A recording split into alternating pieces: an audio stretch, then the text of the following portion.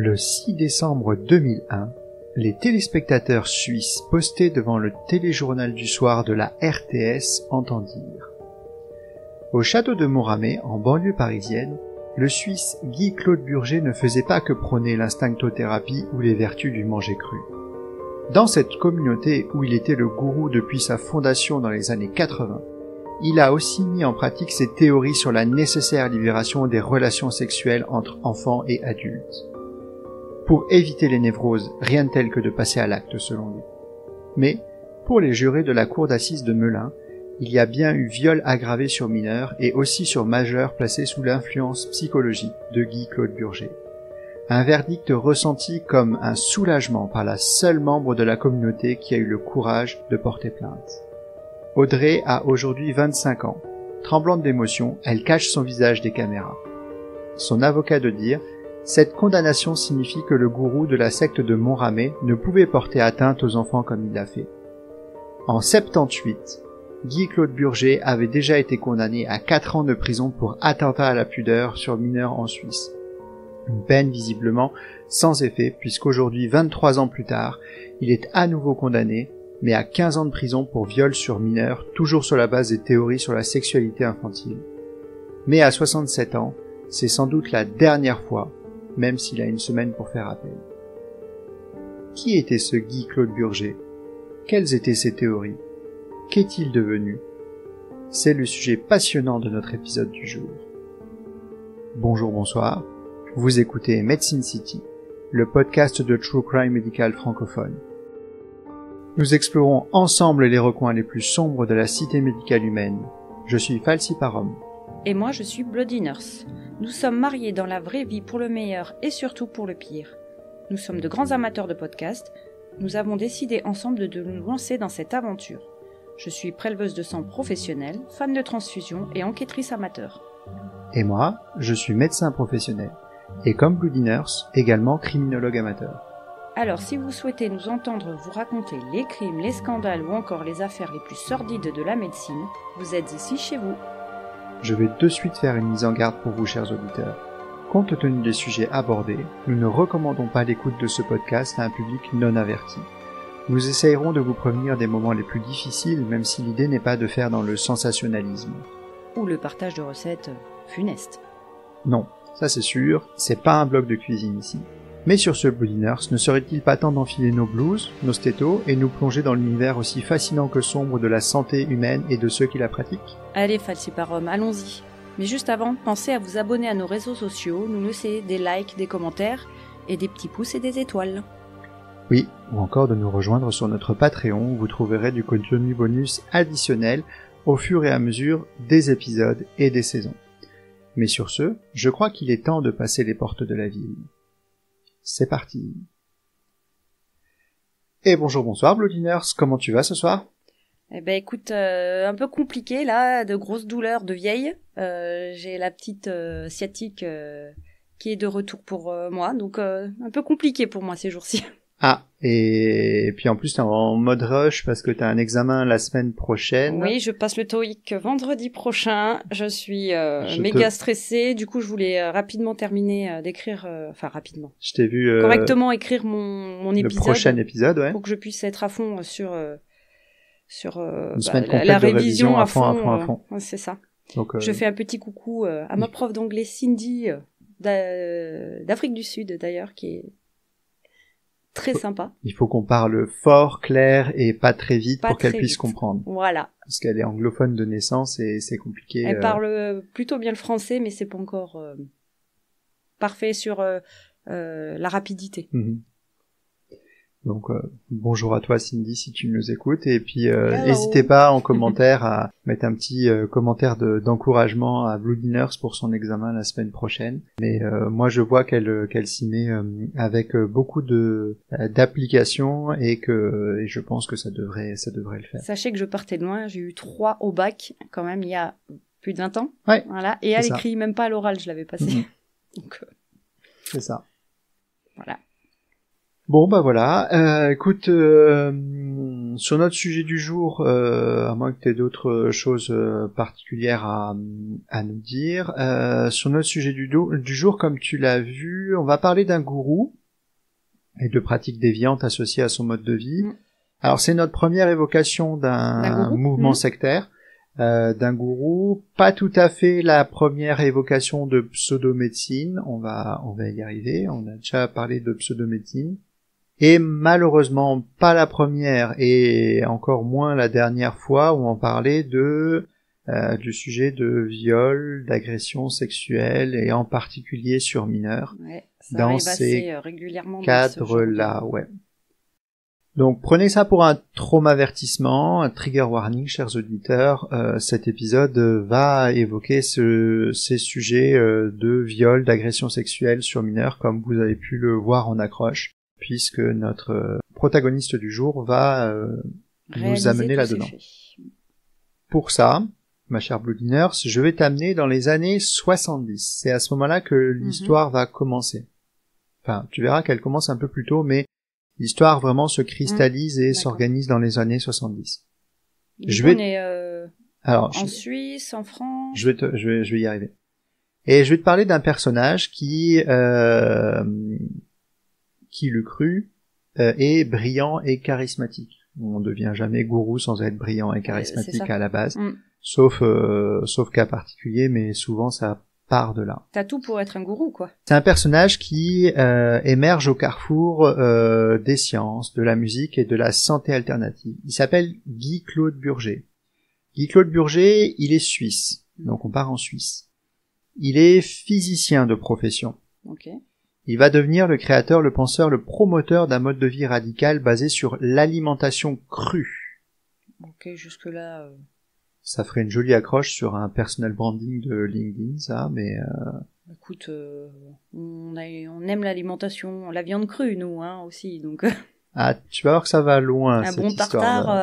Alors, non, il mangerait pas de tartare, lui, par contre. Et tu verras pourquoi. Ah, pas de viande, alors. Ah si, mais dans le tartare, il mangerait que le côté cru de la viande, tel quel. Mais bon, on va y revenir. Donc c'est une pseudoscience et il va lui faire revêtir à cette pseudoscience quelques atours médicaux et il va lui prêter des vertus diverses. Il va lui donner un nom à cette science, il va l'appeler l'instinctothérapie. Instinctothérapie comme la thérapie par l'instinct. Il va utiliser son statut de physicien, de personne savante.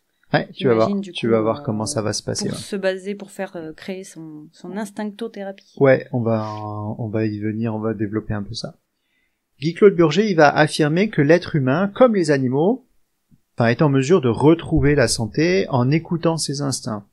Et en particulier à condition de consommer des aliments bruts, crus, non transformés. En somme, tels que trouvés directement dans la nature. Okay.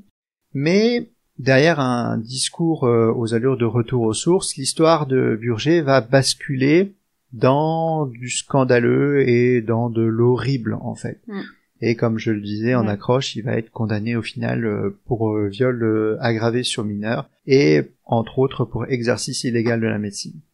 Et à la fin, il va avoir un héritage un peu controversé, mais il va toujours, même avec cet héritage controversé, apporter chez certaines personnes une certaine fascination marginale.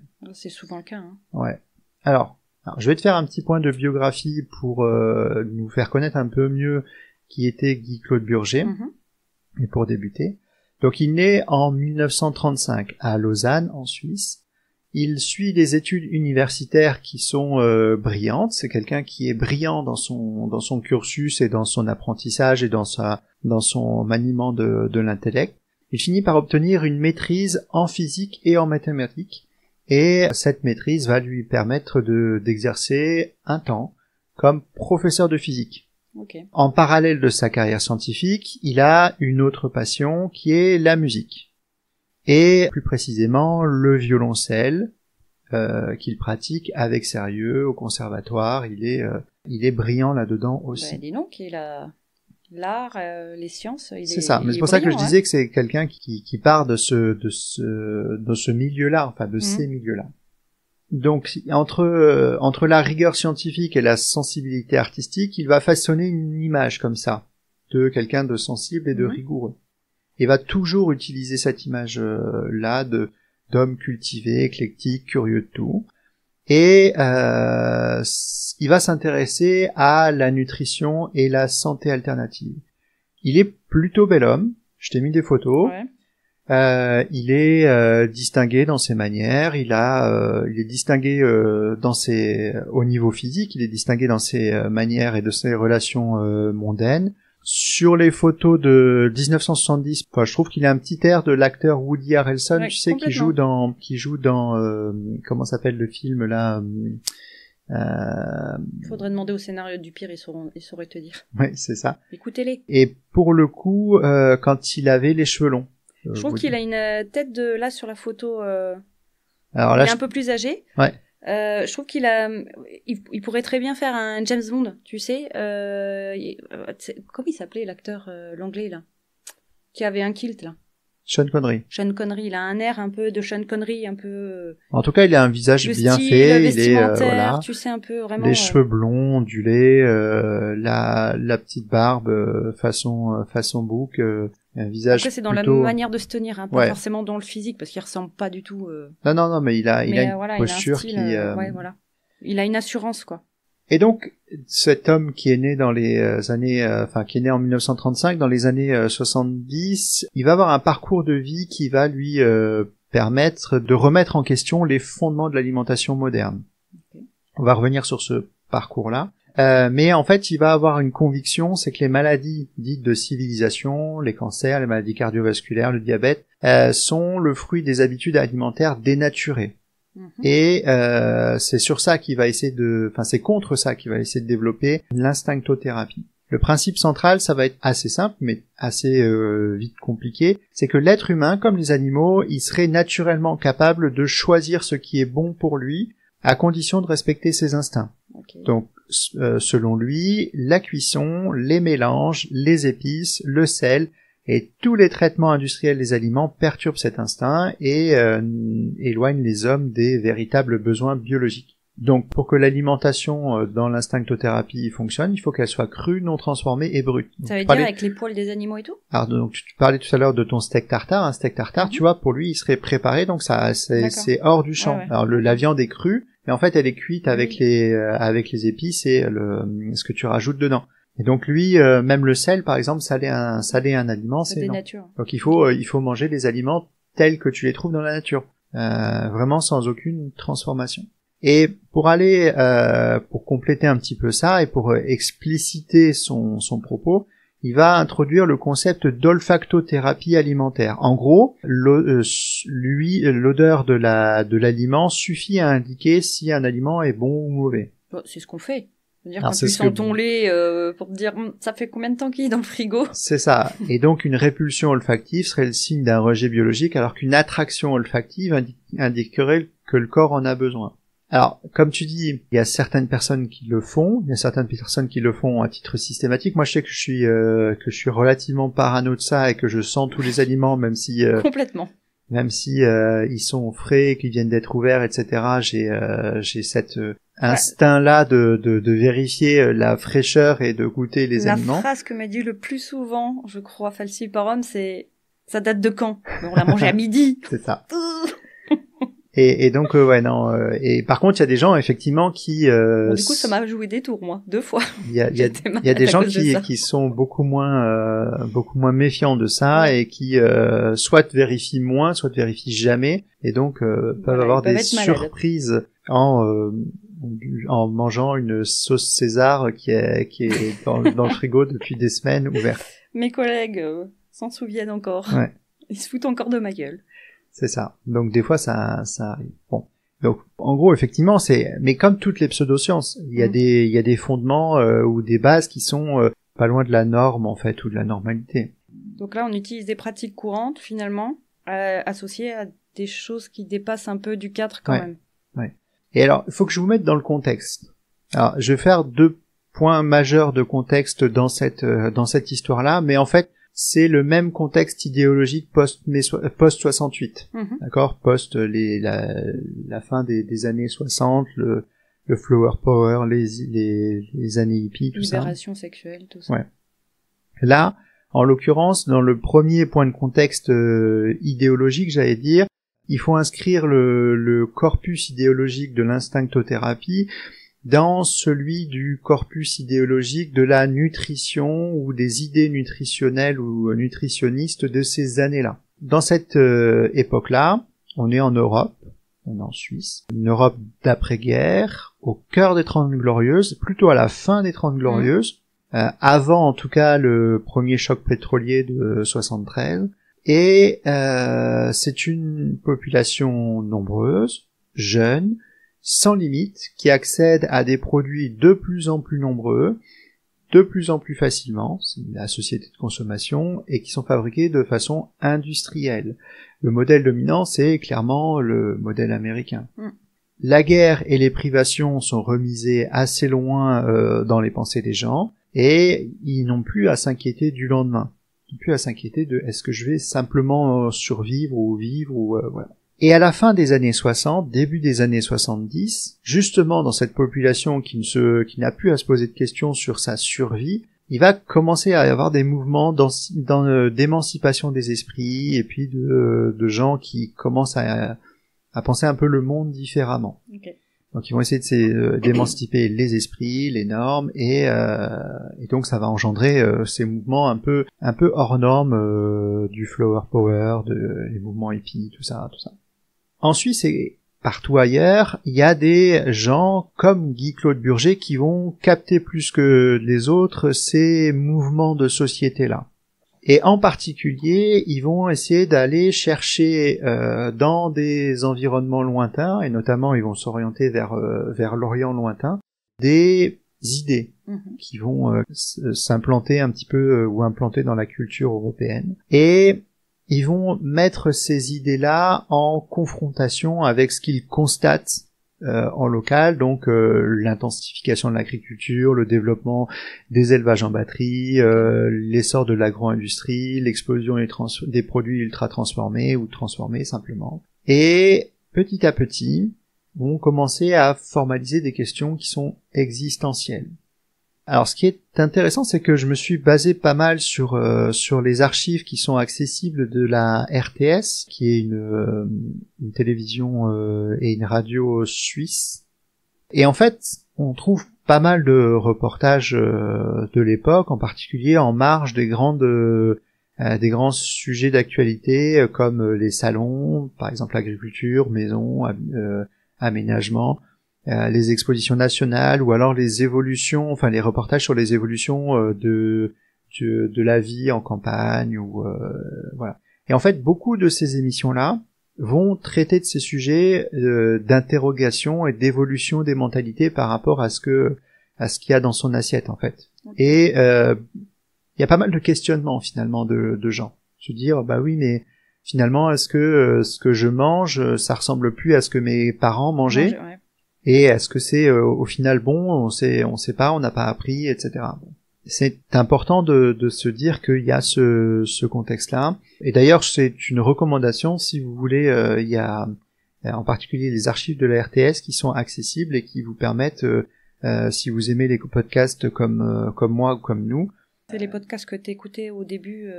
Ouais, que j'écoutais l'été dernier. Ouais, l'été dernier, ouais. Et ça permet de comprendre pas mal de faits de société sur nos voisins suisses que je connaissais pas forcément. Avec un regard qui change parce que c'est pas le regard français qui regarde les Suisses, mais là c'est le regard des Suisses qui se regardent eux-mêmes. Et donc ouais, j'ai appris pas mal de choses en écoutant ces podcasts-là. Je me suis mis de côté quelques sujets qu'on va traiter dans Medicine City parce que il y a des choses qui sont intéressantes à traiter côté suisse. Il y avait une autre secte aussi, il me semble, que tu avais écouté. L'ordre du Temple solaire. Ouais, c'est celui-là. Ouais. Celle-là, on va la traiter. J'étais pas sûre donc. Ouais. Non, puis après, il y a aussi, il y a d'autres sujets, notamment un sujet très intéressant sur l'éducation, l'éducation à la sexualité et puis tous les enjeux qu'il y a eu, parce que c'est un pays très démocratique avec un mode de fonctionnement très particulier, la Suisse, beaucoup plus démocrate que la France. Et mais bon, ça, ce sera un sujet vraiment intéressant à traiter un peu plus tard, dans un autre épisode. Et donc, un des grands courants qui apparaît à ce moment-là, et qui encore aujourd'hui, je pense, est connu, c'est par exemple l'alimentation macrobiotique. Ça te parle, ça? Oui. Et donc, l'alimentation macrobiotique, typiquement, c'est un mode de vie alimentaire qui est fondé sur un équilibre, qui est issu de philosophie orientale. Donc en l'occurrence, c'est vraiment basé sur l'équilibre entre le yin et le yang, et il y a des principes diététiques qui se mêlent avec une vision un peu spirituelle globale de la santé. L'idée, c'est d'harmoniser l'être humain avec son environnement. Elle est popularisée par un philosophe japonais qui s'appelle George Ozawa. George. Alors, c'est un nom européanisé parce que le vrai nom c'est Niyoshi Sakurazawa. D'accord. Voilà, George Ozawa, ça passe un peu plus facile. Voilà, qui était né au Japon à la fin du 19e siècle, en 1893, qui a été puisé dans les médecines traditionnelles d'Asie et dans la philosophie du yin et du yang et du taoïsme. Oui, en Asie, ils sont très portés sur une alimentation saine, des choses comme ça, quoi. Ouais. Et en tout cas, c'est l'idée qu'on en a. Ouais. Et en tout cas, lui, il a toujours allégué avoir été guéri d'une tuberculose grâce à un régime basé sur l'usage du riz complet. Et donc, il va utiliser il va développer cette philosophie macrobiotique, et qui va persister encore maintenant. Globalement, les aliments sont classés selon leur nature énergétique. Il y a le yin qui sont les aliments froids, expansifs comme le sucre, l'alcool, le café, les produits laitiers, et le yang qui sont les aliments chauds, contractants comme les viandes, les œufs, le sel. L'objectif est d'éviter les extrêmes et de favoriser les éléments équilibrés. Et que en parallèle, tu dois composer ton régime alimentaire de 40 à 60% de céréales complètes de base, comme le riz brun, le millet, etc. Les légumes cuits, ça doit faire 20 à 30%. Ils doivent être de saison, locaux, souvent à la vapeur ou sautés. Et les légumineuses et les algues, c'est 5 à 10%. Et on évite les produits transformés, on fait une mastication lente, on évite les cuissons, on préfère des cuissons douces, on évite les cuissons trop brutales, trop rapides. Derrière tout ça, on est censé préserver la santé, renforcer l'énergie vitale, prévenir les maladies chroniques, soutenir l'harmonie du corps et de l'esprit, et améliorer le transit, le poids, diminuer la fatigue, etc. Ça me fait penser à ce qu'on disait sur les hommes bleus, dans le Freak Show, 3e épisode. Tout à fait. C'est-à-dire que on va sur probablement des retards de prise en charge, de diagnostic, des choses comme ça, avec ce genre de choses. Sur le papier, c'est toujours. Mais sur le papier, ça c'est donne toujours envie, assez quoi, beau, et en fait, en côté pratique, tu peux avoir des carences, t'as des régimes qui sont parfois trop restrictifs, parfois des gens vont trop loin sur ça. Bon, là, il a l'air d'avoir un peu de tout quand même. Enfin, là, une cuisson douce, ça a l'air d'être. C'est bien pour une alimentation saine, on va dire, mais pas pour guérir des maladies. La macrobiotique, c'est pour ça que je la présente là maintenant. C'est un des grands courants de l'époque, et c'est quelque chose qu'on retrouve souvent. Qui est pas le côté le plus délirant de la nutrition. Oui, je trouve que c'est ça. Enfin, je veux dire, ça irait très bien pour une alimentation de tous les jours, pour éventuellement peut-être prévenir des maladies chroniques, type diabète, des choses comme ça. Mais en tout cas, c'est assez. Ça ne guérit pas des maladies, c'est clairement. Ça ressemble assez volontiers à ce qui est censé être fait. Mais c'est pas la voie que Guy-Claude Burger va choisir. Lui, il va développer sa théorie à lui. Il va connaître, il va comprendre, il va étudier la macrobiotique, et il va étudier ces courants-là. Mais lui, il va décider d'en faire autrement. De faire sa sauce. Il va partager avec Ozawa une histoire médicale aussi, qu'il va prétendre avoir guéri avec son régime, avec le régime de son invention. En l'occurrence, quand il avait 26 ans, il a eu une tumeur maligne du pharynx localisée. Burger, là. Hein. Ouais. Burger, oui, parce que l'autre c'était une tuberculose. Et en l'occurrence, il va dire que sa tumeur maligne du pharynx quand il avait 26 ans, c'était, alors j'ai trouvé un peu de tout dans les sources. J'ai trouvé du lymphome, j'ai trouvé du sarcome, j'ai trouvé du carcinome. Bon, peu importe, c'était une tumeur maligne du pharynx qui de toute façon a été chirurgicalement retirée, et ensuite une fois qu'il y a eu une ablation chirurgicale, il y a eu une radiothérapie sur le lit opératoire qui a permis d'obtenir une cure complète et totale et sans récidive. Okay. Mais lui, il va dire que c'est son régime alimentaire qui l'a guéri. Après, il me semble, je suis pas sûre, mais il y a des produits alimentaires qui peuvent te provoquer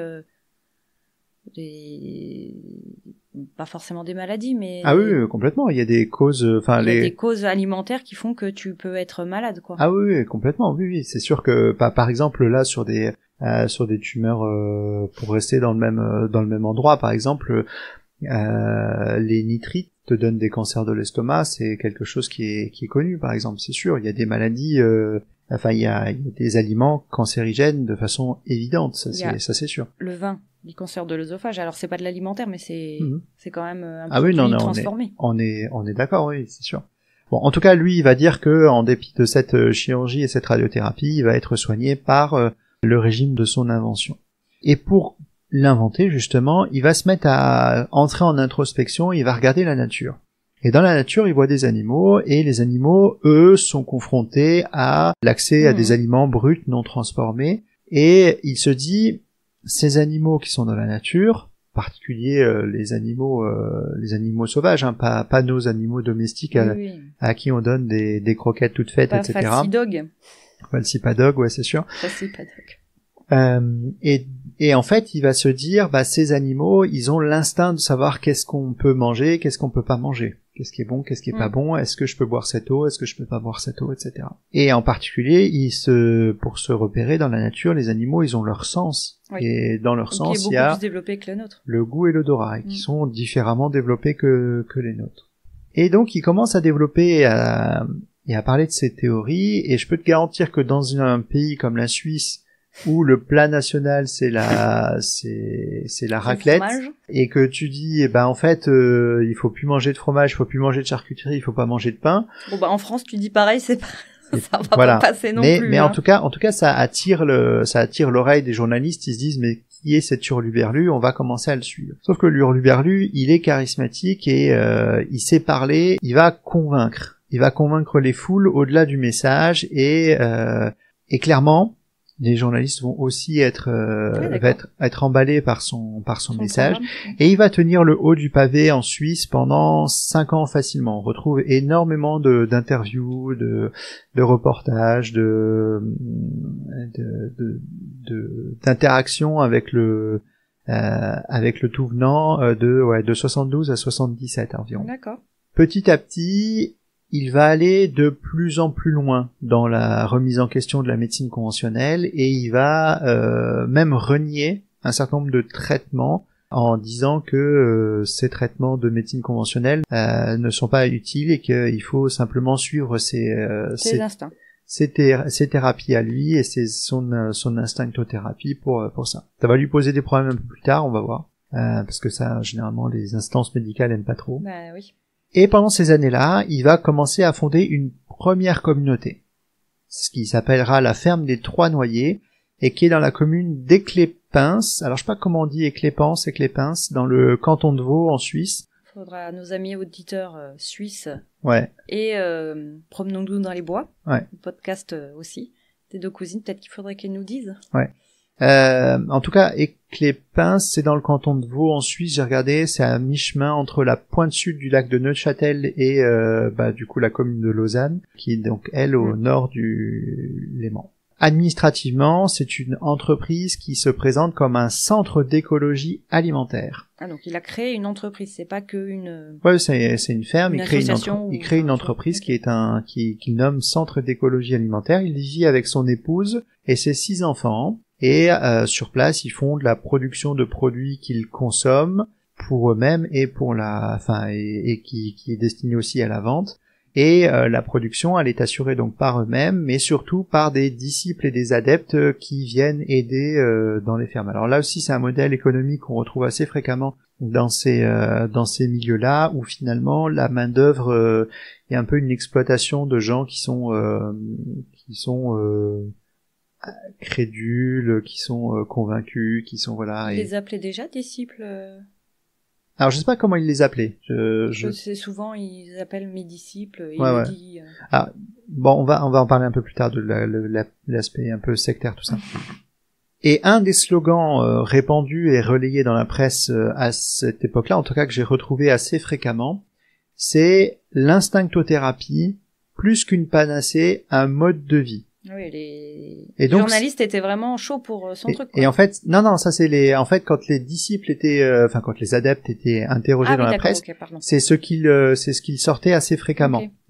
L'instinctothérapie, plus qu'une panacée, un mode de vie. Alors, je sais pas si tous nos auditeurs savent ce que c'est qu'une panacée. Panacée, c'est littéralement un remède universel en fait. Et donc ça dit bien ce que ça veut dire, c'est que en fait il va au-delà simplement de l'aspect nutritionnel. Et en fait il a vraiment des prétentions sur les modes de traitement ou autre. Guy-Claude Burger, en fait, il va, pour fonder sa théorie, il va conceptualiser ses observations sous la forme de lemme d'une théorie. Donc il va poser un certain nombre de choses. Et il va en faire une théorie basée sur au départ des observations qu'il aurait faites, des expériences qu'il aurait faites, et il va dire en fait il y a une inadaptation des mécanismes gustatifs à des saveurs non originelles. Du coup, il y a une définition d'un équilibre nutritionnel dynamique avec des aliments bruts qui permettent d'anticiper les symptômes de carence ou de maladie. Alors je cite son truc, c'est comme ça dans son. En fait, là, il est en train de faire de façon scientifique entre guillemets quoi. Ouais, c'est une sorte de théorie. En fait, il a écrit la théorie qu'il a publiée dans un livre qui s'appelle La guerre du cru en 1985. Et donc là, je te cite quelques trucs. Okay. Ensuite, il dit qu'il y a une inadaptation du système enzymatique due à des molécules non originelles qu'il appelle des MNO, qui seraient générées par des préparations culinaires, protéines de lait ou autres aliments étrangers à la plage alimentaire primitive, et qui échappent aux enzymes disponibles à l'accumulation de molécules étrangères du métabolisme. Alors, comme ça, ça sonne scientifique, mais ça veut pas dire grand-chose en fait en vrai. Ensuite, il dit il y a une distinction entre les mécanismes de détoxication naturelle et de processus de détoxination. Bon. Il y a un rapport entre l'alimentation dénaturée, un déséquilibre nutritionnel et une tendance inflammatoire. Alors ça, c'est une théorie qui est de plus en plus en train de revenir en ce moment sur d'autres aspects, d'autres pratiques nutritionnelles, l'alimentation inflammatoire, etc. Oui, comme le safran, les choses comme ça, là. Ouais, apparemment c'est plein de... Je suis pas un grand expert de ce genre de choses, mais ouais. Mais c'est vrai que ça revient pas mal. Puis après, il y a d'autres trucs sur l'information génétique, etc. En fait, il y a beaucoup de comment ça s'appelle, de lemmes de sa théorie qui sont développés comme ça, avec un langage pseudo-scientifique, avec un espèce de jargon qui est développé, qui semble complexe à comprendre. Honnêtement, il y a des phrases, je les ai lues 3 fois et je me suis dit, mais je vois pas de quoi il parle. Ça n'a pas de science scientifique, en fait. Aucun sens au niveau scientifique. Alors, même pas, alors, les mots en eux-mêmes. Je suis qu'infirmière, mais bon, là, je suis en mode, mais, quand même. Ouais. Les mots en eux-mêmes ont des sens. Oui, mais la phrase, au final. Mais mis bout à bout, des fois, ça veut pas de sens, ou alors ça a un sens complètement creux, en fait, c'est une généralité. Parmi ces trucs, il y en a quelques-unes qui, elles, ont un sens, quoi. Je pense. Bon, en tout cas, voilà, il a publié ça pour ses adeptes, et oui, à l'époque, ça a marché pas mal. Et d'ailleurs, c'est un livre qu'on peut toujours, j'ai regardé encore tout à l'heure, il est encore trouvable sur Amazon. Ok. Voilà, il a même été édité en français et en allemand. Il est traduit en allemand. Il a été réédité même, donc publié initialement en 85 et réédité en 90. Okay. Il y a un point qu'il faut bien prendre en considération chez Guy-Claude Burger qui va avoir un impact direct sur ses agissements avec les pinces. C'est que sa philosophie, il la pense comme un système et un mode de vie total. Alors on va voir qu'il n'y a pas que Éclépince dans sa vie. Un peu plus tard, il aura une deuxième communauté au château de Montramé. Et que ce soit à Éclépince ou à Montramé, en fait, globalement, il va penser sa philosophie comme une philosophie globale sur l'ensemble de la vie de ses disciples et de la sienne. Il n'y a plus que l'alimentation, il n'y a pas que l'aspect nutritionnel. Ouais, ok. Donc, dans sa philosophie globale et dans sa communauté, donc en dehors de cet aspect nutritionnel, forcément les adeptes lui doivent une obéissance totale. Il doit avoir une hygiène de vie stricte et strictement conforme aux préceptes qu'il a lui-même érigés, et il se positionne en gourou patriarche autocratique. Okay. Là, on est classiquement dans le fonctionnement typique d'une secte, en fait. Hein. On est dans un monde ça change pas des autres. En huis clos, organisé autour d'un gourou qui a un pouvoir suprême et qui fixe des règles qui sont parfois délirantes. Les journaux, la télévision, la radio, qui sont des outils de communication avec le monde dans les années 70, sont interdits aux adeptes de base. Oui, il y a que lui qui a le droit. Lui a le droit d'y être. D'ailleurs, il fait le tour littéralement de la presse, des journaux, etc. Et quand les adeptes sont interviewés, c'est sous contrôle de Guy Claude Burger. Son beefsteak transformé. Pas transformé, justement pas transformé. C'était pour rire. À même la bête comme ça directement. Mais au-delà des rigorismes monastiques, il y a autre chose. Il y a pire.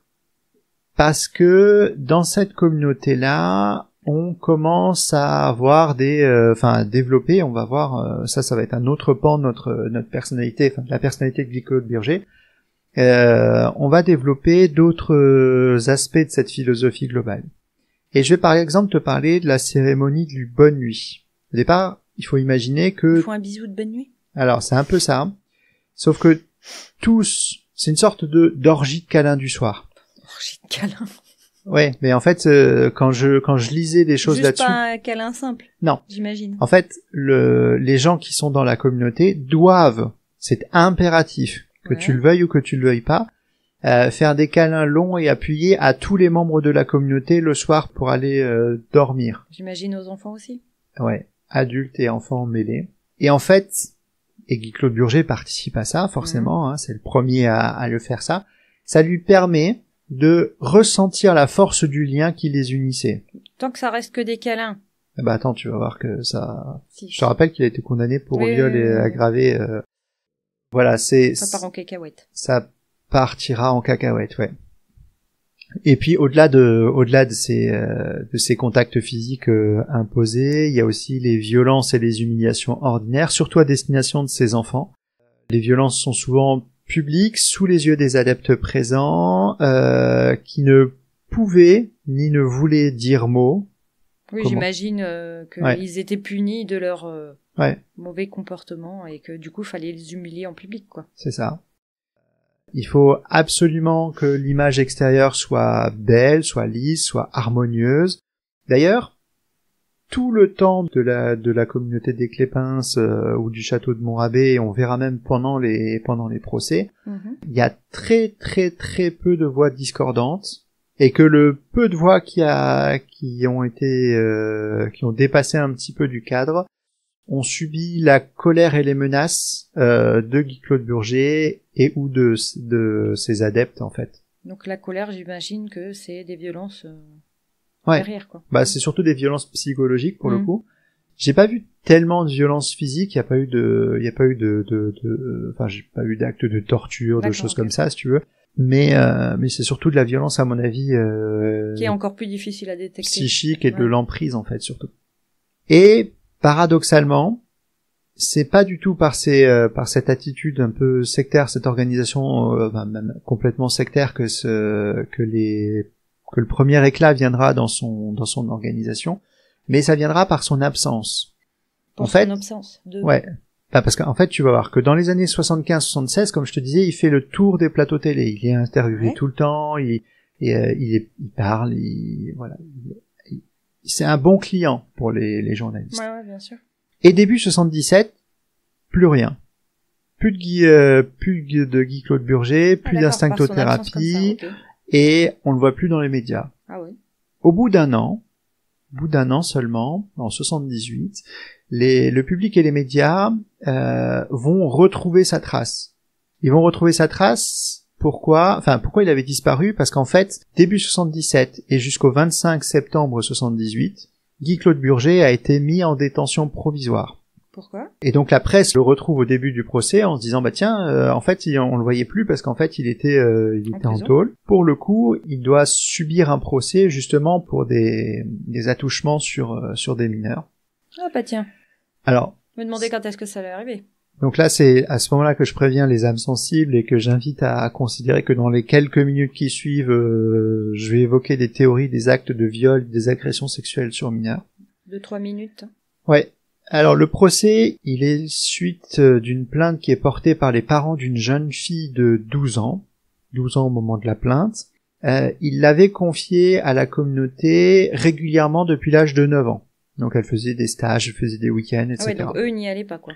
Alors, j'ai cru comprendre que eux n'y allaient pas. C'est la mère qui avait confié la fille à la communauté pour qu'elle aille passer les week-ends, les vacances, genre etc. Comme des camps de vacances. Comme une colonie de vacances, ouais. J'imaginais ça assez volontiers comme ça. Mais bon, c'était la L'idée, c'était qu'elle. Les années 70 aussi. L'idée, c'est qu'elle y apprenne à mieux vivre. Après, c'était pas forcément choquant. Tu te dis, tiens, je mets mon enfant à la ferme et puis il va apprendre un petit peu à mieux vivre, à s'alimenter, à voir comment on fait un potager, un truc. Enfin, tu fais ça une fois, une semaine pendant les vacances. Tu fais pas ça tous les week-ends, forcément. Si? Je sais pas. Bref, en tout cas, c'était comme ça. Et au final, cette petite fille va se conformer un petit peu au mode de fonctionnement qui est attendu dans la ferme. Le truc, c'est que Guy Claude Burger, de son époque, n'a pas pris que les théories, progressistes nutritionnelles de son temps. Il a aussi été influencé par le courant libertaire post-68ard de libération sexuelle de toutes les sexualités. Et en fait, le principe porté par les intellectuels et surtout beaucoup d'intellectuels de gauche à l'époque, encore aujourd'hui, je pense. Si tu nous entends. Attends, on va en parler, ouais. Ah. C'était justement de libérer la sexualité, libérer l'enfant de sa sexualité et de lui permettre de choisir son partenaire. Alors c'est que des trucs que je cite, hein, vraiment. Ouais. Et de considérer que, par exemple, si une petite fille se mettait dans ses bras et y restait, alors ça signifiait qu'elle consentait à ce que la personne dans laquelle elle se mettait dans les bras, non, c'est pas français ce que je viens de dire, dans lequel elle se blottissait, en fait, accepter que cette personne l'initie, y compris aux caresses, à la sexualité, etc. Pareil, quoi, mais franchement, quoi. Et en fait, c'est ce qui s'est passé pour la petite de 9 ans. Parce qu'à l'époque, elle avait 9 ans quand ça a commencé. Et donc, selon Guy Claude Burger, elle lui aurait manifesté, entre gros guillemets, cet amour. Donc là, encore une fois, tous les guillemets possibles autour du mot amour. Et il s'est senti le devoir de l'initier. Et en commençant d'abord par ces fameux câlins appuyés, la cérémonie de la bonne nuit, tout ça, et câlins appuyés, puis des caresses, j'allais dire générales, puis des caresses sur les parties intimes et génitales, jusqu'à ce que elles deviennent siennes, comme il l'a dit, à l'âge de 12 ans. D'accord. Voilà. On en est là dans ce truc-là. Ça me dégoûte. Et donc, dans ce procès-là, les journalistes découvrent que, en fait, ce personnage, Guy Claude Burger, qui était un personnage assez lisse, propre sur lui, etc., charismatique, bon client pour les médias, en fait, il a déjà des casseroles. Et 20 ans plus tôt, 1958, Guy Claude Burger a déjà été condamné à 6 mois de prison, avec sursis, pour abus sexuels sur des jeunes scouts. J'ai pas beaucoup d'informations sur ce qui s'est passé en 1958, histoire, mais bon, il a touché des scouts en 1958. Des scouteux ou des scouts? J'ai pas d'informations. Des jeunes scouts. Je pense que c'était des garçons, je pense. Oui, je sens que cet épisode va être compliqué. Ouais, c'est la partie de l'épisode un peu compliquée, c'était un peu, tu verras. Mais encore, j'arrive sur le côté un peu dur du compliqué. Là, on a pour 10 minutes, un quart d'heure de vraiment gerbant, en fait. D'accord. Et juste, c'est, du coup, la fille est allée le dire aux sa parents? À sa mère, Et la mère a porté plainte. Et qui a porté plainte, ouais. Ok. Alors, je fais juste un petit aparté en précisant que, à côté de lui, ce jour-là, dans ce procès-là, il y a aussi son épouse Agli Claude Burger et un couple d'adeptes qui sont sur le banc des accusés. Ah, ok, donc, ok. Et eux aussi, l'épouse et le couple d'adeptes, vont défendre les mêmes idées, les mêmes théories libérales. Alors, c'est libéral entre guillemets, progressiste entre guillemets, libertaire. Donc, c'est vraiment selon. Et donc, eux, ils ont vu et participé à ces attouchements et ces actes de viol. Et alors là, je t'avoue que c'est des moments compliqués quand j'entendais ça, quand je lisais ça sur les reportages. Il y a J'imagine, oui. Un des journalistes qui assiste au procès qui rapporte que la femme du couple, qui est institutrice de son métier, et donc qui a assisté et participé en étant dans le même lit que Guy Claude Burger et que la petite.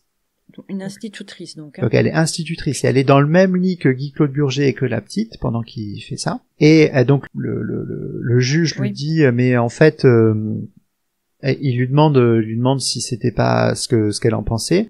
Et elle a dit donc je savais que c'était contre nature, mais j'ai vu la petite rayonnante et heureuse, donc j'ai fait taire mes scrupules et je me suis fait un scrupule d'arrêter son bonheur. Oh, bichette. Sérieusement? Ouais. Putain, mais c'est pas possible. Ouais. Elle a assisté. Elle voyait elle avait envie de voir la petite rayonnante et heureuse. Enfin, c'est pas possible, quoi. Parce qu'elle était complètement matrixée par les idées. Et puis la fille, elle était contente de faire plaisir aux adultes, en plus, c'est surtout ça. Et après, ces idées-là qui disaient que, en fait, les enfants, ils avaient la possibilité d'avoir une vie sexuelle épanouie, etc., que c'est pas choquant, voilà. Et donc, elle dira qu'elle a assisté à 12 reprises à des relations de cette nature. Ok. 12 c'est bien, fois. elle a eu au moins un peu de scrupules. Non, mais je rêve. Ah, elle a des scrupules d'arrêter le bonheur de la petite fille qui, voilà. Oui, non, elle a dit qu'elle a fait taire ses scrupules, puis, en plus, elle avait des scrupules à arrêter son bonheur. Ouais. Bon, bref. C'est gerbant. Attends. Comme t'as dit. Il y a encore, Bah, il y en a d'autres, j'imagine, ouais. Et donc, Guy Claude Burger, lui, il est tout à fait sûr de son bon droit, et il va affirmer devant le tribunal, vous verrez, dans 100 ans peut-être, la société arrivera à ce que je vous dis, c'est-à-dire la libération sexuelle complète des enfants. Donc il va développer complètement ses théories vraiment en mode no limit, il y a aucune raison, aucun tabou, etc. Bon. Après, il faut dire que, comme tu l'évoquais tout à l'heure, ils étaient nombreux à défendre cette idée à l'époque. Ça a commencé à peu près avec un disciple de Freud, qui était au départ un disciple qui est devenu un dissident de la psychanalyse, qui s'appelait Wilhelm Reich, qui publie en 1936 un livre qui s'appelle La Révolution sexuelle. La Révolution sexuelle dans sa traduction française, en allemand dans son langue d'origine. Attends. Oui, mais parce qu'il a influencé beaucoup les penseurs des années 60-70. Okay. Donc en allemand ça s'appelle Die Sexualität in Kulturkampf. Et donc ces idées qu'il pose dans ce livre en 1936 vont être reprises par beaucoup de penseurs, d'intellectuels, d'artistes à partir des années 60-70. Okay. Et je rappelle que les slogans à l'époque c'était jouir sans entrave, il est interdit d'interdire, c'était le socle de ces mouvements-là. Et donc à cette époque on voit apparaître des figures qui tiennent le haut du pavé, qui font des interviews et qui produisent des choses. Par exemple, Daniel Cohn-Bendit, dans le livre Le Grand Bazar, 1975, qui est paru chez Belfond, qui décrit ses gestes sexuels sur des enfants pendant son activité d'éducateur dans un jardin d'enfants alternatif, entre guillemets, à Francfort. Puis, le même Daniel Cohn-Bendit, en avril 82, sur le plateau d'Apostrophe, où il déclare, notamment, je cite, la sexualité d'un gosse, c'est absolument fantastique, il faut être honnête. J'ai travaillé auparavant avec des gosses qui avaient entre 4 et 6 ans. Quand une petite fille de 5 ans commence à vous déshabiller, c'est fantastique, c'est un jeu érotico-maniaque. Ils sont ma boule.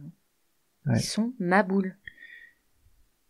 En 1977, Jean-Paul Sartre, Roland Barthes, Simone de Beauvoir, Jean et Fanny Deleuze, Francis Ponge, Philippe Solers, Jack Lang, Bernard Kouchner, Louis Aragon, André Glucksmann, François Châtelet, Félix Guattari, Patrice Chéreau, Daniel Guérin. En tout, ils sont 69 intellectuels français, aux côtés d'un certain Gabriel Matzneff, qui est romancier, et d'un journaliste Guy Hockenheim, qui est membre fondateur du Front homosexuel d'action révolutionnaire, qui publie une tribune écrite par Matzneff le 26 janvier 1977, affirmant, je cite, à propos d'un procès, donc ça c'est le titre de la tribune, nous ne comprendrions pas que le 29 janvier, De Jager, Galien et Burkhardt ne retrouvent pas leur liberté.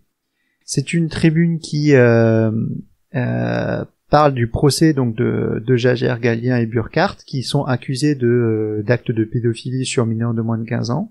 Et donc ces 69 intellectuels français viennent prendre la défense de ces 3 hommes qui sont accusés d'avoir abusé sexuellement et qui vont être condamnés à 5 ans de prison d'ailleurs, hein, c'est avec sursis je crois. 5 ans. Ouais. Et en fait, il conclut la tribune par 3 ans de prison pour des caresses et des baisers, cela suffit. Je suis surprise pour Simone de Beauvoir quand même. Pour moi, enfin non, pas tant que ça tellement. Finalement. J'ai travaillé sur elle récemment et en fait. La même base d'intellectuels, Jean-Paul Sartre, Michel Foucault, Roland Barthes, Simone de Beauvoir, Alain Robbe-Grillet, Jacques Derrida, Philippe Solers, Françoise Dolto, etc. Donc maintenant ils sont plus 69 et ils sont 80 et c'est plus en janvier 77 mais c'est en mai 77 le 23. Il publie dans les pages Opinion du Monde une lettre ouverte à la commission de révision du code pénal pour la révision de certains textes régissant les rapports entre adultes et mineurs, et il demande à ce que la loi décriminalise les rapports sexuels entre les adultes et les enfants de moins de 15 ans. Ça c'est chaud quoi. Ouais.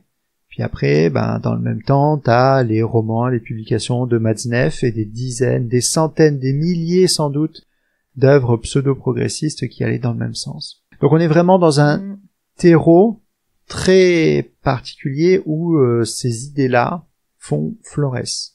Et pour revenir à Guy-Claude Burger, lui, il a complètement fait sienne ces idées-là, mais comme c'est Guy-Claude Burger, il va faire, alors même manière que pour la nutrition et les macrobiotiques, en fait, il a voulu créer sa philosophie à lui.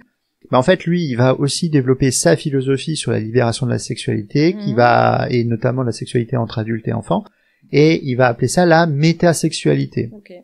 Alors, là aussi, je cite, pour lui, c'est, donc, je cite avec tous les guillemets possibles, c'est une sexualité libérée qui permettait d'atteindre un deuxième plan, celui de l'échange d'énergie métaphysique et des facultés paranormales. Je finis la citation là. Mais là encore une fois, c'est mélange de beaucoup de mots qui veulent finalement pas dire grand-chose à la fin. Hein. Oui, c'est juste pour justifier un gros pervers pour il va sur un deuxième pan intellectuel et ah oui. Et métaphysique et machin, c'est juste pour justifier. En disant, moi je vais dans un niveau de conscience supérieur c'est ça. Et il faut des enfants pour ça. Voilà. Mais la condition pour y accéder, forcément, c'est le rejet de notions bourgeoises et conservatrices telles que le couple ou l'interdit de l'inceste. Bon. D'ailleurs, alors c'est assez fou parce que dans ce procès, au départ, il est accusé d'attouchement sur une jeune fille de 9 ans au moment des faits, de 9 à 12. Et d'ailleurs, au moment du procès, Burger va dire et revendiquer qu'il a lui-même initié son propre fils dès l'âge de 7 ans en l'initiant à la masturbation réciproque. Et il l'a fait pour, je cite, libérer son complexe d'Oedipe, et il allègue devant le tribunal qu'il l'a ainsi guéri de son strabisme. Strabisme, c'est quand les yeux louchent, en fait. J'ai envie de dire, heureusement qu'il était là. Et alors, ce qui est assez fou, c'est que, pour le coup, il va être condamné pour les deux, alors qu'au départ, il n'était pas incriminé pour son fils, mais là, il avoue devant tout le monde, oui, Mais j'ai aussi touché mon fils. Bon. Bon, des fois, ils sont pas forcément brillants. Et le procès se déroule, et malgré les horreurs qui sont proférées, il continue à bénéficier d'un certain capital sympathie et de soutien de la part de ses proches et des adeptes, d'un certain nombre de gens qui sont favorables à l'évolution de la loi. Oui, oui. Oui, parce que Bah oui. on dit, C'est pas le seul. Bah oui. On dit oui, mais les choses évoluent, il faut que la loi évolue, la société a évolué, il faut que la loi suive. Des fois, c'est peut-être pas forcément ça. Ouais.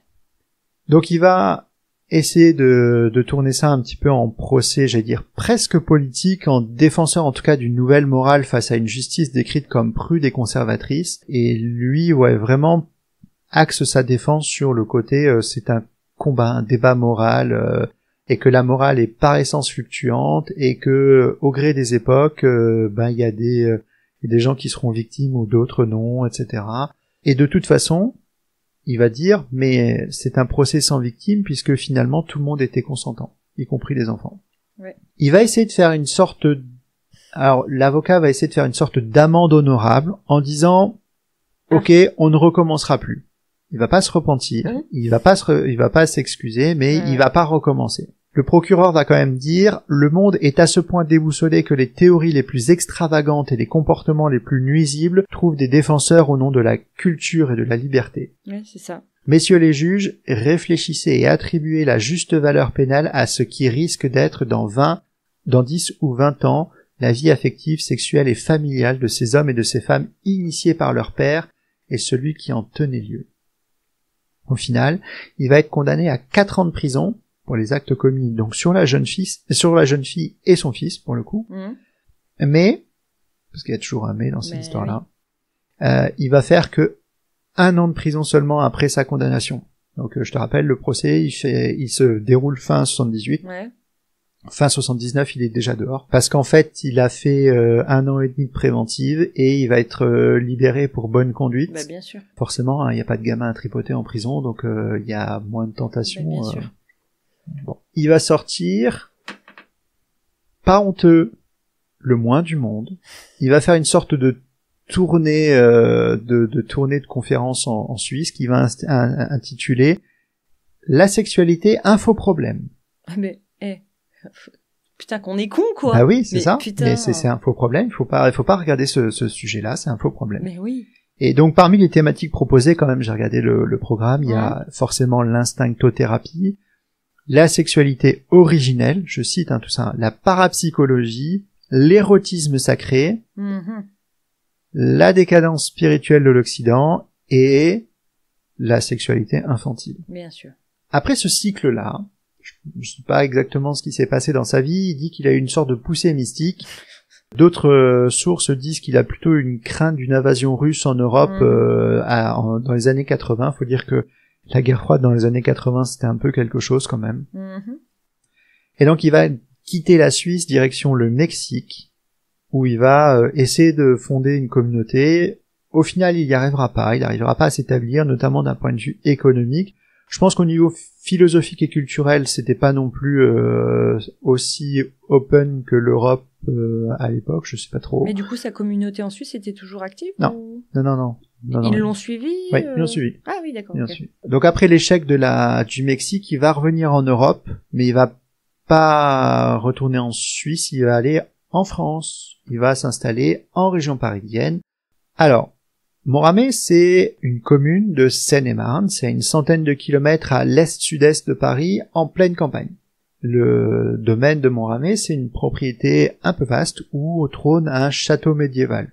Voilà, faut imaginer typiquement le château de province comme on a un peu partout en France, on en a des milliers des comme ça. Et il va faire de cet endroit un centre expérimental, un vrai laboratoire d'idées et de mise en pratique de ces théories alimentaires. Et les autres.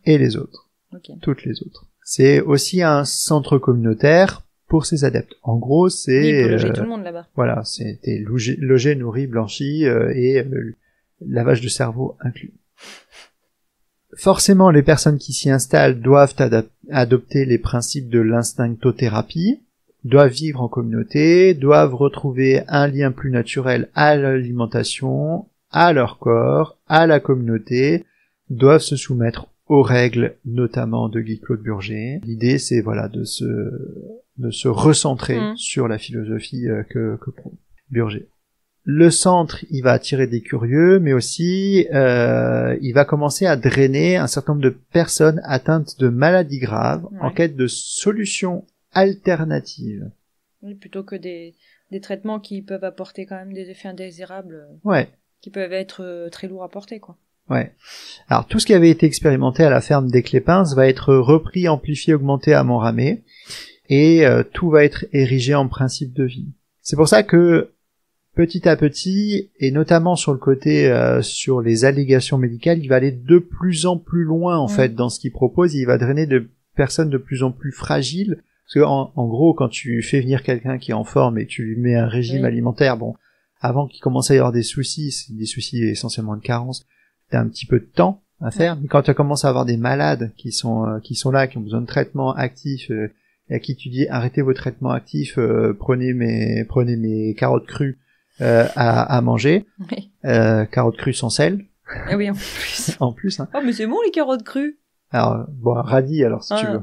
Bah, radis non, sans sel. alors c'est pas le bon exemple. Qu'est-ce qu'on pourrait proposer? Du fenouil. Voilà, bah fenouil c'est pas voilà. Bon bref. Et donc il va aller un peu loin, il va commencer à avoir des discours très virulents contre la médecine conventionnelle, qu'il va décrire comme répressive, comme chimique, comme incapable de traiter les causes profondes des maladies. Il va se dire penseur indépendant et dissident médical, et donc forcément il va commencer à être un petit peu dans le viseur de la science officielle et de voilà. Mais bien entendu, sa discipline, l'instinctothérapie, qui repose sur une base théorique, j'allais dire fantasmatique, un peu séduisante, finalement, elle ne prouve pas son efficacité. En tout cas, elle n'arrive pas à apporter des preuves qu'elle fonctionne. Et un certain nombre de scientifiques et d'autorités sanitaires vont commencer à tirer la sonnette d'alarme. Okay. Parmi les premiers qui vont pouvoir tirer la sonnette d'alarme, il va y avoir des pédiatres, des environs, qui vont commencer à avoir des enfants arrivés qui sont carencés, et notamment carence en vitamine B12, carence en fer, carence en calcium, en iode, en zinc, etc. Bon, il y a eu des cas de dénutrition sévère aussi qui ont été signalés et qui ont mené à des hospitalisations. Fort, quand même, hein. Dénutrition sévère, c'est chaud quoi. Ouais, mais du coup, sur des problèmes de malabsorption, tu peux avoir rapidement des dénutritions sévères. Et donc, en fait, il va y avoir des signalements qui sont faits sur la mise en danger d'enfants. Alors, il faut savoir que les nourrissons, parce qu'il y avait des nourrissons dans la bande, quand même. Les nourrissons, la recommandation de Guy-Claude Burger, c'était les maternelles jusqu'à 2 ans. Jusqu'à 2 ans. Voilà.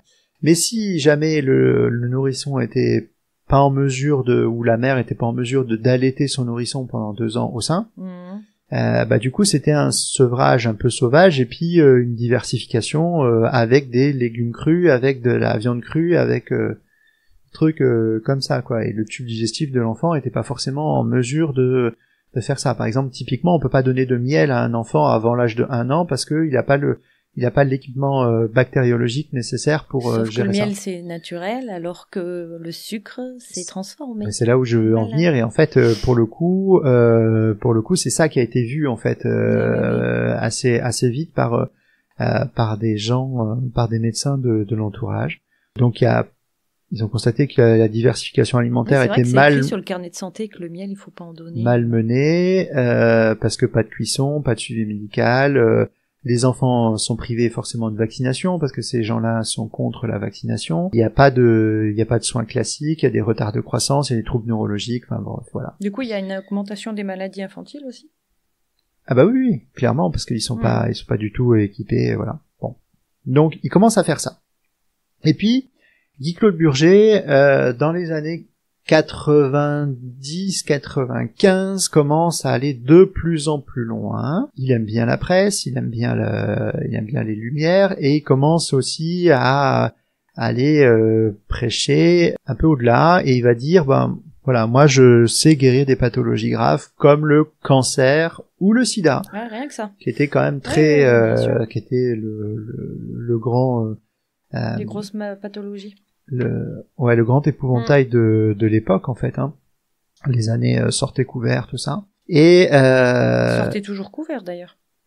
oui, c'est sûr, mais c'est vrai que maintenant on le traite quand même beaucoup Oui. mieux et on Tout à l'accompagne beaucoup mieux et que c'est Espérance devenu de plutôt vie, une maladie bien chronique meilleure. et qu'on a beaucoup moins de stades sida, on a plutôt des Ouais. des séropositivités au long cours au VIH plutôt que des stades sida qui sont le dernier stade. Bref, On en parlera d'ailleurs.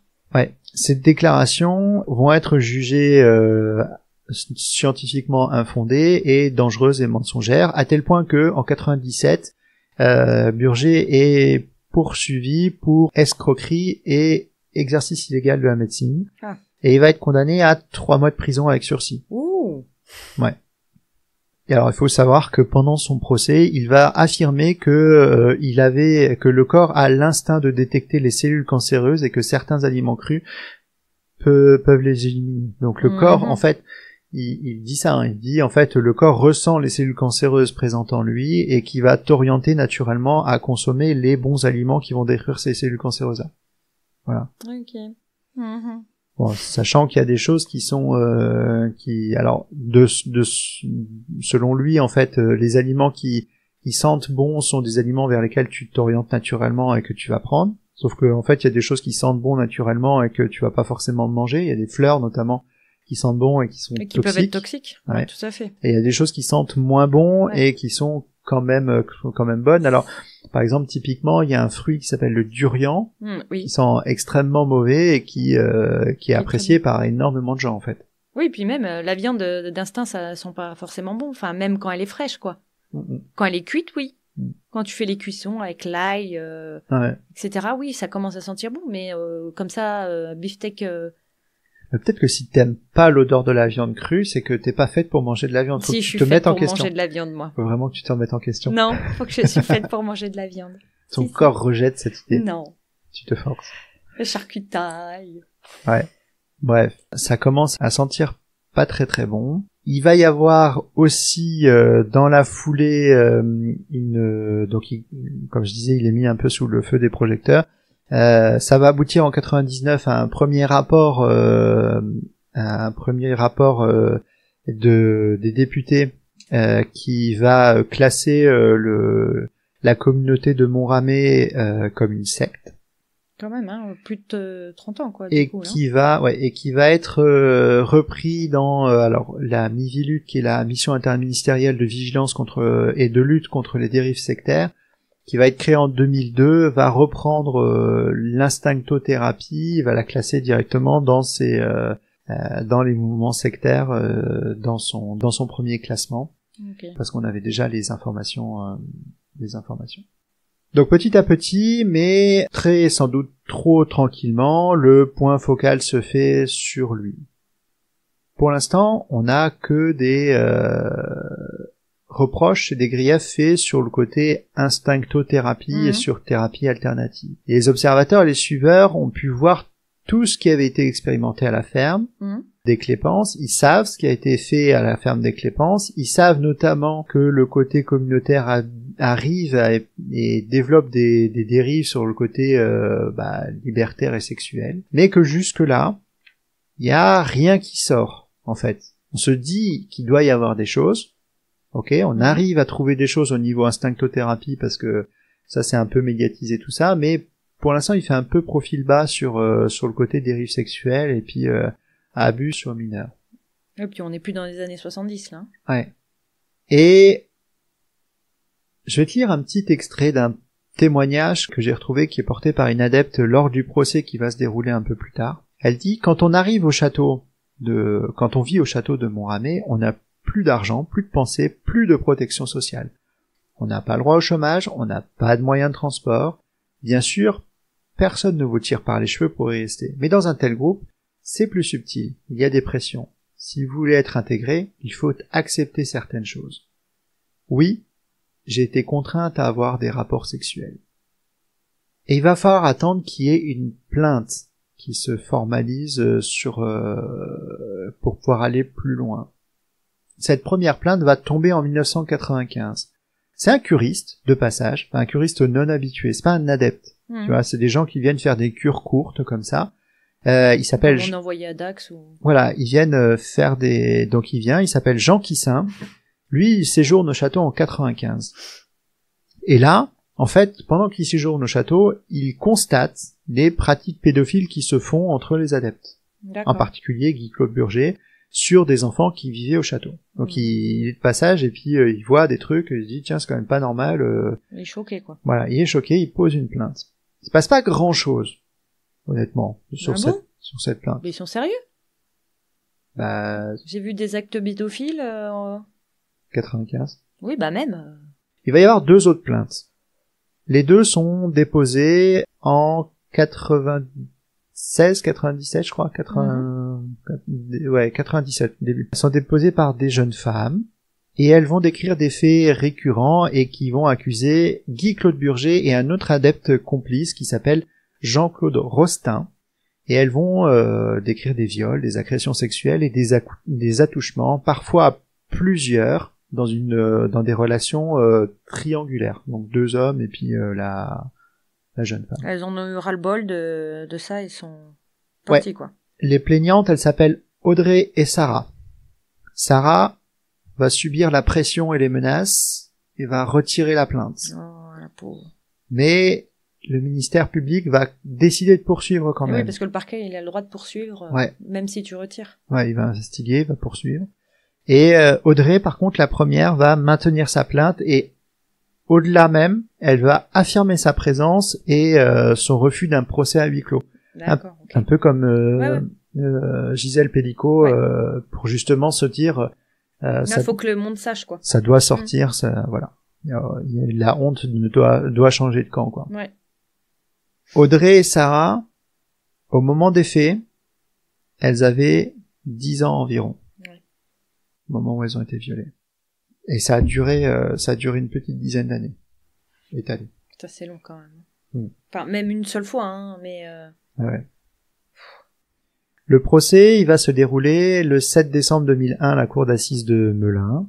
Et cette fois, on ne laisse pas à Guy-Claude Burger. Alors, peut-être que effectivement le temps a passé, que les mentalités ont un peu changé, qu'on n'est plus aussi open sur ces idées-là que dans les années 70. On laisse pas Burger développer ses idées nauséabondes, là, comme il a pu le faire, les théories pédophiles, progressistes, voilà. Guy-Claude Burger, il va être condamné à 15 ans de prison. Le complice, il va être condamné à 5. Il ira en appel en 2004 et en cassation en 2005, et à chaque fois, les peines vont être confirmées. Ouf. Ouais. C'est à ce moment-là que la presse va le qualifier de gourou pédophile. Ok. Ouais.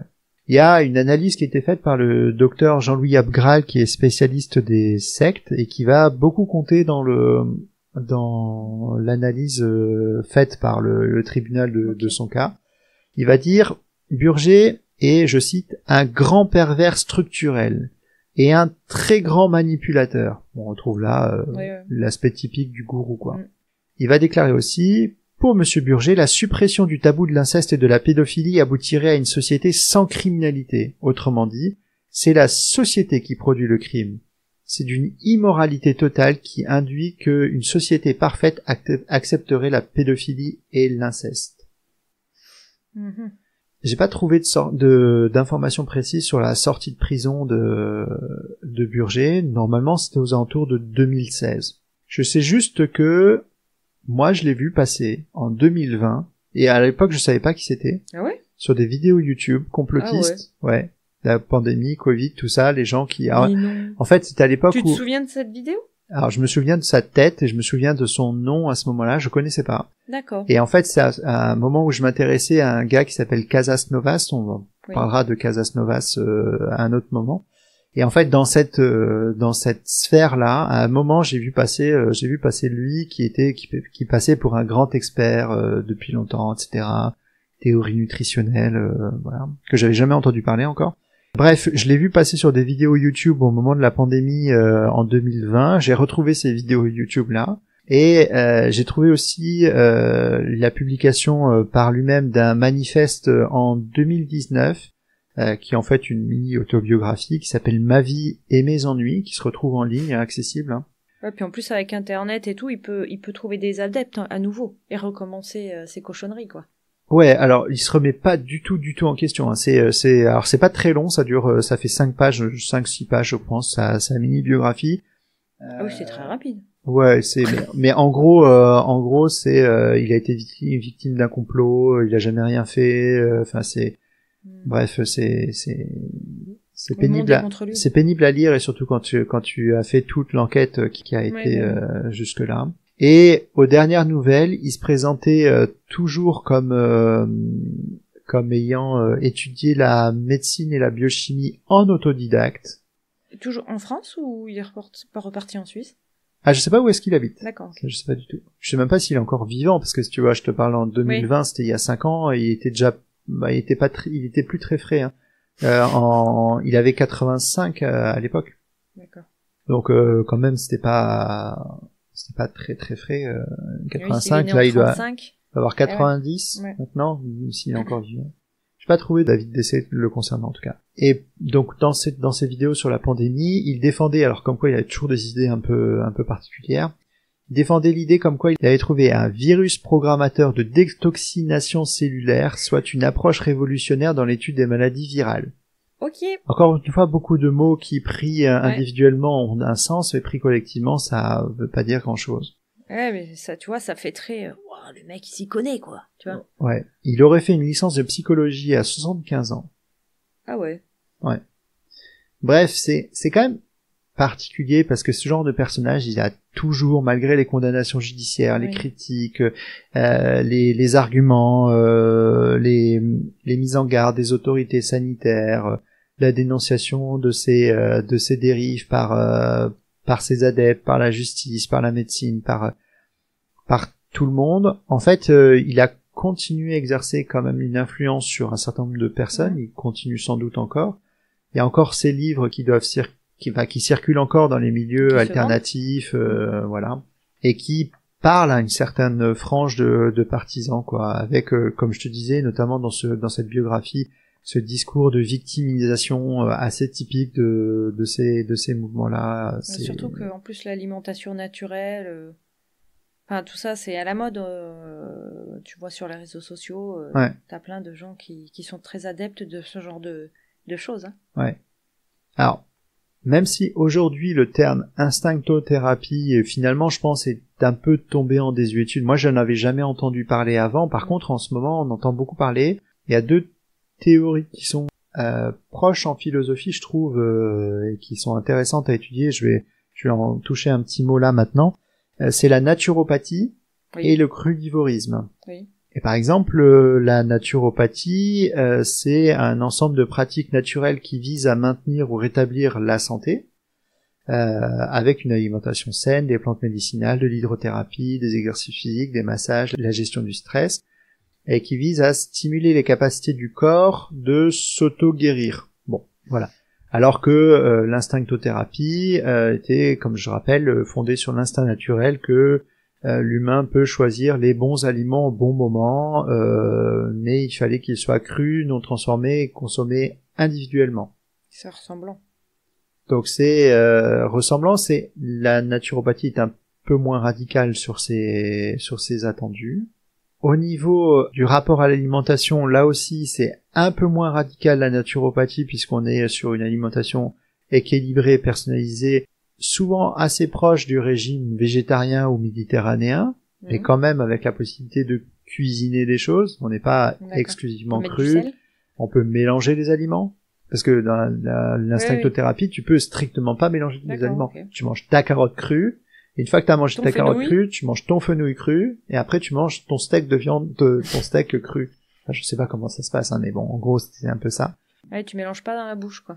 Voilà, la naturopathie ouvre l'accès à une alimentation bio moins transformée, mais pas forcément crue, pas transformée, et donc avec accès à des cuissons respectant les aliments ou des compléments alimentaires, etc. Dans l'instinctothérapie, on était sur un rejet complet, une opposition frontale avec la médecine conventionnelle, qui a eu des dérives sectaires, il y a eu des condamnations, bon, on va pas revenir sur l'histoire qu'on vient de développer, alors que la naturopathie, elle se présente comme une approche complémentaire souvent, en soutien de la médecine classique pour les naturopathes qui sont pas obtus. Pas une profession médicale, mais elle est tolérée. Il y a des formations plus ou moins qui existent ça. Bon, bah, c'est pas si mal. Ouais, il faut pas que ça soit, Faut pas que ça soit excessif, quoi. C'est comme tout, en fait. Ouais, il y a des naturopathes radicaux qui sont, voilà, mais. Enfin, hormis la vision sur la sexualité de l'enfant, tout était pas si mal que ça. Enfin, je veux dire, sauf si tu deviens pas excessif, ça reste une bonne idée, quoi, de manger sainement, quoi, en fait. En fait, plutôt dans le style naturopathie que instinctothérapie. Hein, oui, vraiment. mais tout à fait. Et encore une fois, parce que moi, j'aime bien mélanger. Alors, je répète ce que je dis souvent sur les thérapeutiques de cette nature-là, c'est que à partir du moment où c'est complémentaire et que ça doit rester complémentaire à une approche conventionnelle scientifique médicale, ça me pose pas de souci. C'est dès lors que ça se présente comme étant alternatif, c'est-à-dire à la place d'eux ou à vocation à remplacer. C'est pas bon. C'est pas bon, surtout si on n'est pas en mesure de prouver que c'est aussi efficace. Si un jour on me dit telle méthode non thérapeutique, non conventionnelle fonctionne et on a des preuves que ça marche, pourquoi pas, hein. Vraiment, pourquoi pas. Mais il faut que ça soit reproductible, il faut qu'on sache exactement sur quelle population, à quelles conditions, etc., etc. Voilà. Et la troisième approche, le crudivorisme, c'est ça me donne pas envie déjà. Ouais, c'est un peu la même chose, sauf qu'en fait, les cuissons surtout sont interdites ou limitées. Quand je dis limitées, c'est généralement maximum 42-45 pour éviter les transformations. Là, on est sur des mélanges possibles, on est sur des assaisonnements possibles, on est sur à peu près les mêmes objectifs. On a des rapports à la médecine qui sont là aussi un peu comme la naturopathie variables. Si ça se présente comme complémentaire, ça peut aller. Si c'est alternatif, non. Et pour toutes ces théories nutritionnelles là, en fait, le risque, ça peut être des carences, quoi, les choses comme ça. Voilà. Donc, au global, c'est plutôt ces théories-là qui ont le vent en poupe actuellement, moins l'instinctothérapie. Je sais pas si ça reviendra, l'instinctothérapie. Je pense que ça peut, hein. Il y a des gens qui vont redécouvrir ça. Même que les pantalons pas de def sont revenus, alors pourquoi pas ça? Ouais. En tout cas, si de la philosophie de Guy-Claude Burger, à la rigueur, si c'est l'instinct... Si c'est le seul truc qui reste, ouais. Ouais. Parce que si c'est pour rediffuser les idées pédophiles et de libération sexuelle des enfants, bon, c'est... Ouais, et puis pas même, hein, pas que sur les enfants, sur les adultes, les avoir forcés aussi à avoir des câlins forcés et plus que câlin, enfin, je veux dire, non, quoi, à un moment donné, t'as pas envie de coucher avec tout le monde tout le temps, quoi. Ah oui, non, mais ça c'est sûr, mais vraiment à choisir, c'est vrai que le côté libération sexuelle est imposé dans le cadre d'une secte sous emprise des relations sexuelles, c'est vraiment pas le truc... Ouais, le problème, c'est qu'il en existe toujours, quoi. C'est ça. Un truc comme ça. Ouais, là c'est la première évocation de secte qu'on fait, et ce sera pas la dernière, et on verra que souvent c'est le même pattern avec le gourou, le charisme, l'emprise psychologique, physique, financière, tout ce qu'on veut, les différents types de violences. C'est un peu comme ça.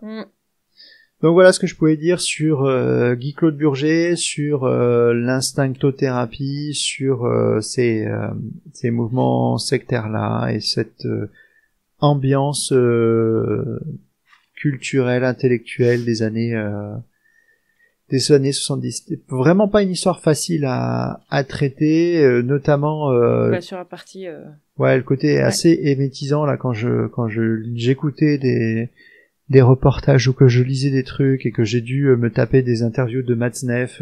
Ah mon Dieu, surtout que tu les vois défiler souvent sur TikTok, sur Insta, tu les vois, tu sais, sur les réels et tout, tu les vois passer, mon Dieu, ça gerbé à gerber.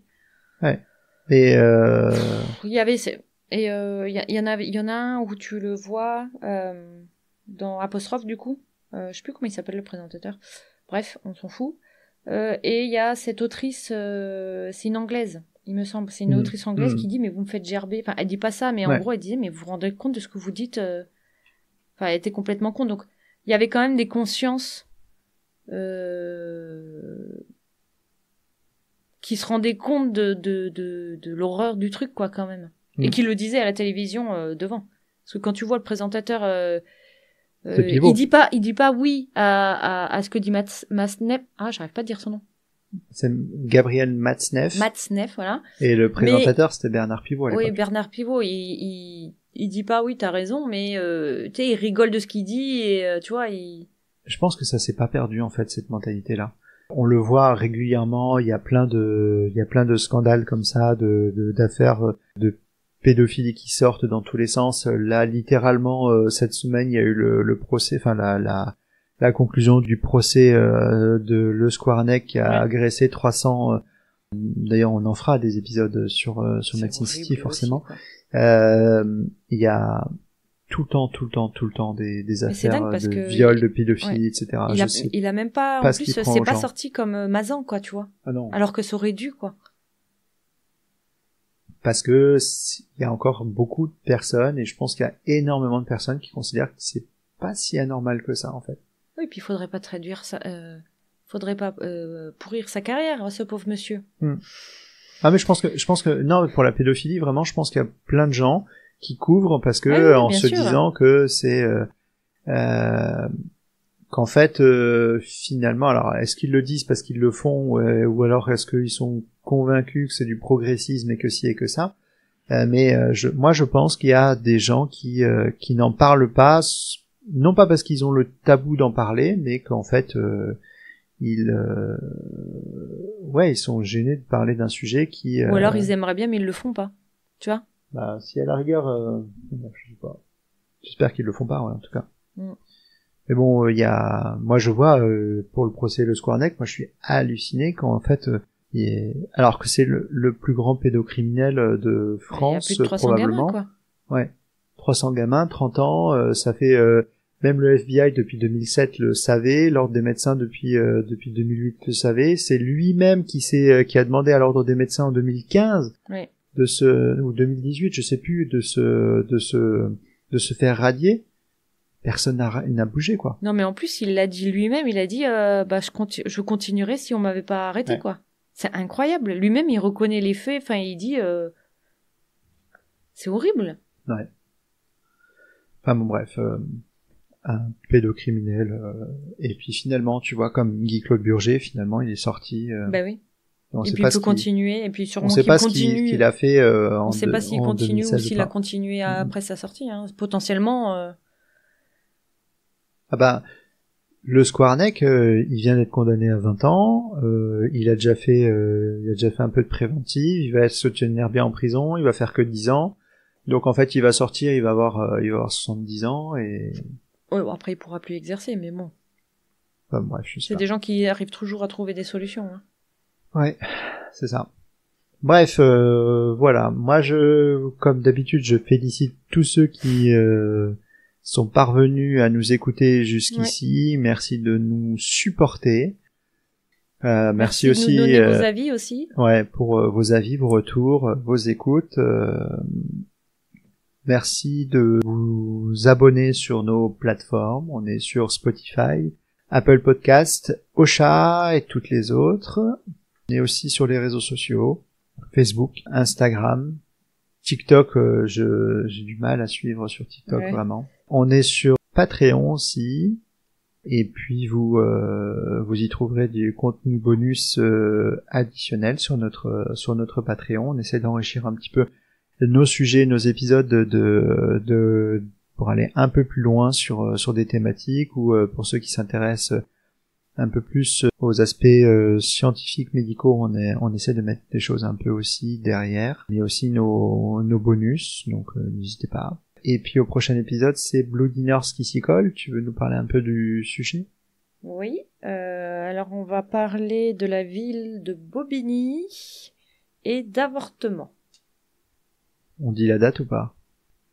On dit la date, non, je pense que les gens... Si tu dis Bobigny, avortement... Bobigny, je pense avortement, je pense que les gens vont assez bien comprendre. Puis c'est pas compliqué, hein. Tu tapes Bobigny et avortement sur... T'as la réponse, hein. On va parler d'une grande histoire judiciaire. Une grande histoire pour les femmes de France. Ouais, ça va être un épisode intense et intéressant, je pense. Ouais, bah, beaucoup plus de le traiter. Et du coup, voilà. Bon, en tout cas, c'est bientôt sur... Et c'est mon premier non-meurtre. C'est vrai que tu nous fais des histoires un peu horribles d'habitude. Et là, tu remarques que j'ai de nouveau traité une histoire où il n'y a pas de meurtre sanglant. T'as pas fait beaucoup de meurtres sanglants, hein. C'est plutôt moi, ça. Bah non, alors moi oui, si. T'as fait, J'ai fait Petiot qui était quand même un tueur en série et j'ai fait Mechtilbar qui en a tué beaucoup aussi. C'est vrai. En fait, moi, dès que je parle de meurtre, j'en fais, c'est très industriel. Et le prochain risque d'être très, très, très industriel. Celui après le mien, ok. Ouais, le prochain que j'ai écrit, ouais. Okay. On va parler de, ça va se compter en centaines de milliers, voire en millions. Ouais. Mais bon, c'est comme ça. Ouais. C'est les joies de la santé médicale humaine. Des fois, on tue pas beaucoup, des fois on tue des millions de personnes d'un coup. Merci à tous, restez connectés et méfiez-vous des ruelles sombres de la ville. À bientôt. À bientôt.